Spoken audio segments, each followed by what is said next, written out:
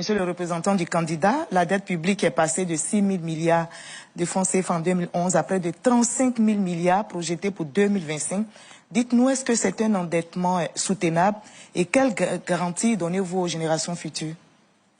Mais, si vous voulez, je pense que c'est un sujet qui revient souvent. Il est utile certainement d'éclairer l'opinion publique.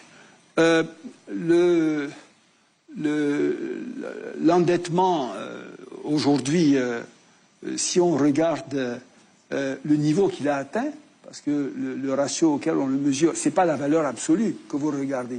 35 000 milliards ou 6 000 milliards, c'est en regard de la richesse du pays. Voilà. On avait 6 000 milliards, mais le ratio de la dette sur le PIB était de 69%. Donc c'était élevé, plus élevé que maintenant. On a 35 000 milliards, mais le ratio de la dette, je dirais, sur PIB aujourd'hui est de 57%. Voilà. Donc on n'a pas un endettement qui est plus lourd qu'on avait. Si vous regardez la valeur absolue, je dirais c'est un mauvais exemple de comparaison. La deuxième chose, c'est que pratiquement 80% de cette dette est libellée dans une devise qui ne nous pose pas, qui ne nous expose pas à des risques de change. Parce que souvent, le problème, je dirais, de ces prêts, c'est que vous l'empruntez dans une autre devise et lorsque il vient de rembourser, vous n'avez même pas, je dirais, de devise suffisante. Vous pouvez avoir un sujet de balance des paiements, un problème de devise. Ici, ça au moins c'est garanti. La troisième chose, c'est que le taux de rémunération moyen de ces emprunts que nous avons faits tourne autour de 5%.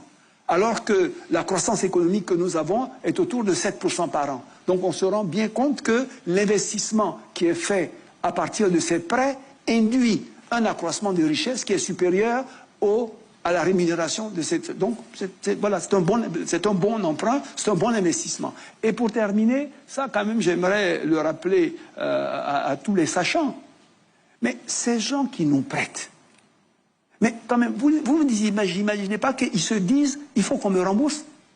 Vous connaissez, vous, des gens sur le marché international, des institutions de premier plan qui se lèvent pour aller prêter à un pays qui ne pourra pas leur rembourser.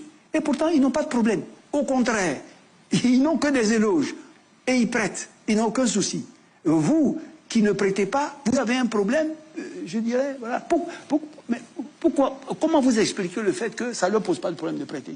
Monsieur le Premier ministre, ça veut dire que vous allez rester sur la même trajectoire d'endettement ou bien, parce qu'il y a des niches quand même que vous n'exploitez pas. Par exemple, l'impôt foncier reste marginal, il y a le secteur informel qui est sous-fiscalisé, ça veut dire qu'il y a des ressources qui sont en déperdition.